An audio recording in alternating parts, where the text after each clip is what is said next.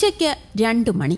മൂന്നാർ ആനച്ചാൽ ടൗണിന് സമീപത്തെ സാഹസികത നിറഞ്ഞ സ്കൈ ഡൈനിങ് 2 കുട്ടികളടക്കം 5 പേരുമായി ആകാശത്ത് 120 അടി ഉയരത്തിലെത്തി. ആകാശ കാഴ്ചകൾ ആസ്വദിച്ച് വിനോദസഞ്ചാരികൾ ഭക്ഷണം കഴിച്ചു. തിരിച്ചിറക്കാൻ നേരം ക്രെയിനിന്റെ ഹൈഡ്രോളിക് ലിവർ തകരാറിലായി. താഴെ ഇറക്കാനാവില്ല. ആശങ്കയുടെ മണിക്കൂറുകൾ. ഒടുവിൽ ഫയർഫോഴ്സ് എത്തി. വൈകിട്ട് 5ഓടെ റോപ്പ് ഉപയോഗിച്ച് ഓരോരുത്തരെയായി താഴെ എത്തിച്ചതോടെ ആശങ്കയ്ക്ക് വിരാമം.